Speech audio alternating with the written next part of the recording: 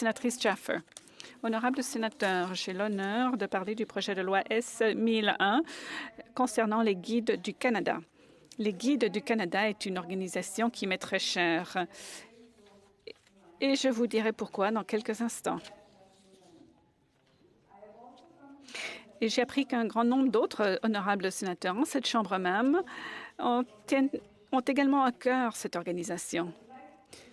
Je commencerai mon intervention aujourd'hui en vous ramenant à l'année 1909, lorsque les filles de l'Angleterre ont exigé de participer à un rallye des scouts organisé par le Lord Baden-Powell au Crystal Palace de Londres.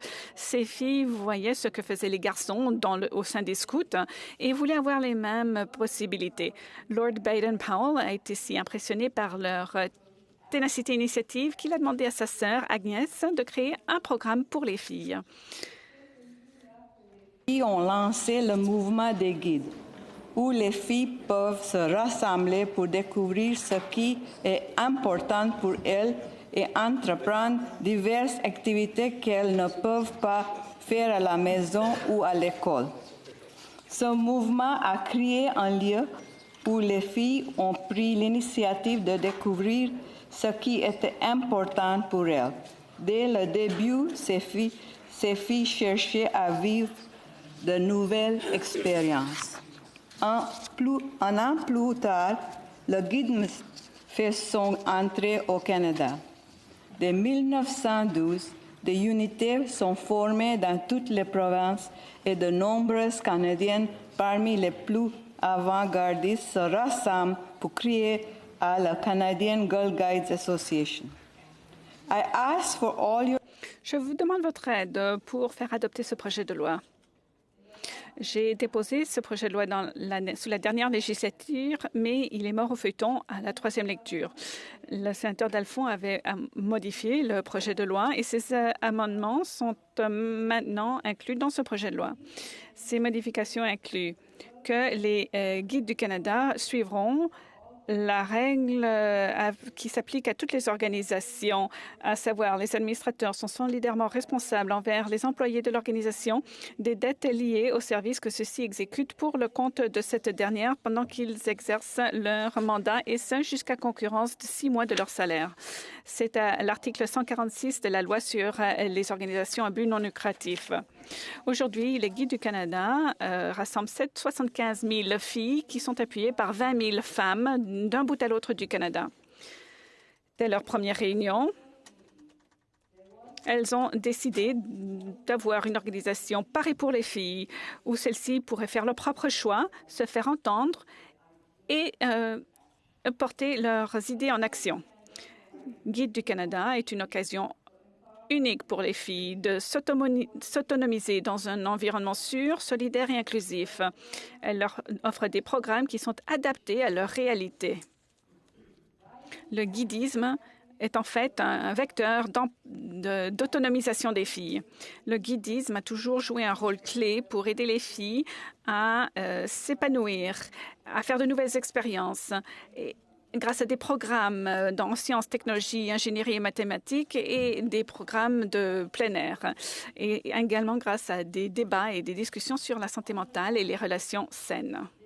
Le Canada offre une multitude d'activités et de programmations à la fois positives et éducatives. Je pense par exemple au programme My Mighty Minds, un vaste programme sur la santé mentale destiné aux filles de 5 à 17 ans de partout au Canada, conçu pour les aider à acquérir une bonne attitude en matière de santé mentale. Listening to girls. Écouter les filles et comprendre ce à quoi elles font face permet aux Guides du Canada de mieux répondre et de travailler à construire un meilleur monde pour les filles.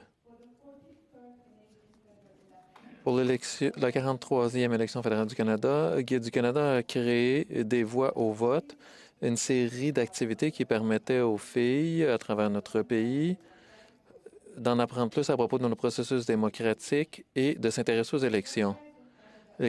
L'Organisation des Guides du Canada s'est engagée à être inclusive, diversifiée et pertinente pour les filles d'aujourd'hui. Ces valeurs sont essentielles pour l'objectif d'offrir un espace sûr où les filles de tous horizons peuvent devenir assurées, résilientes, indépendantes et ouvertes d'esprit. Depuis plus de 100 ans, les Guides du Canada savent qu'il n'y a aucune limite à ce que les filles peuvent faire lorsqu'elles ont l'occasion de se découvrir et d'explorer les possibilités infinies qui leur sont offertes, quelle que soit la voie qu'elles choisissent. Les filles sont encouragées et appuyées à toujours relever de nouveaux défis. Conscientes que les filles et les femmes se butent encore à des obstacles et que les possibilités qui s'offrent à elles sont limitées.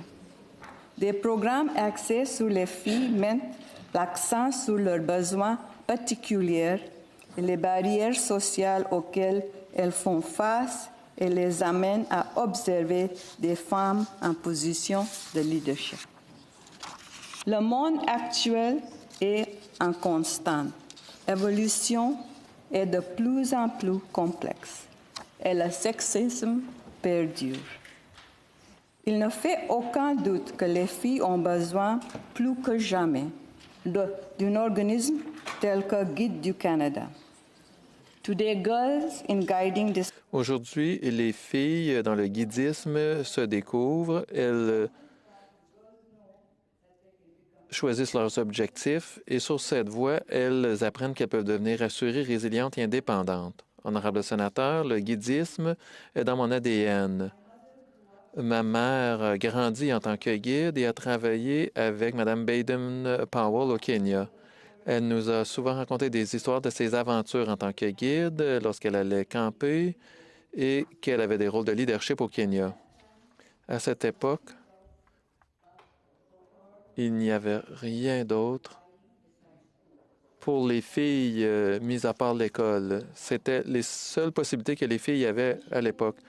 Lorsqu'elle a déménagé à Kampala, en Ouganda, en tant que jeune mariée, elle est devenue une cheftaine pour donner aux filles de l'Ouganda l'occasion de se dépenser. Mes sœurs et moi ont été des lutins et guides. J'étais la deuxième reine des guides en Afrique de l'Est. J'étais aussi une fille scout dans l'État de Washington. J'ai appris beaucoup d'habiletés de leadership dans le guidisme. Au Canada, j'ai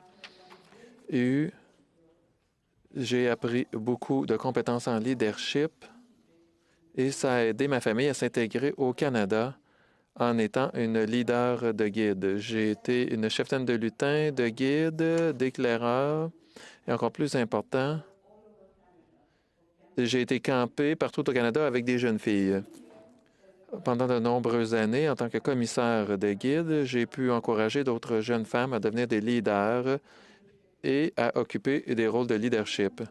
De nombreuses jeunes femmes m'ont dit que si ce n'était pas dans les encouragements des guides, elles n'auraient jamais pu s'intégrer aussi bien à la société canadienne. Honorable sénateur, les Guides du Canada ont eu un très grand effet sur la femme que je suis aujourd'hui. J'appuie totalement les Guides du Canada et leur engagement à permettre les filles à être assurées, débrouillardes et courageuses, mais surtout à faire une différence dans le monde. Les Guides du Canada ont demandé à ce qu'un projet de loi privé soit présenté au Parlement du Canada pour faire en sorte que ces rôles et procédures actuelles en tant qu'organisation moderne soient bien reflétés dans leur Constitution. La gouvernance des Guides du Canada est officialisée par une loi spéciale du Parlement qui s'appelle « Loi concernant le Conseil canadien de l'Association des guides 1917 ». Cette loi a été modifiée 2 fois, en 1947 et en 1961. Cette loi est en majorité restée non modifiée. Par ce projet de loi privé, les Guides du Canada veulent moderniser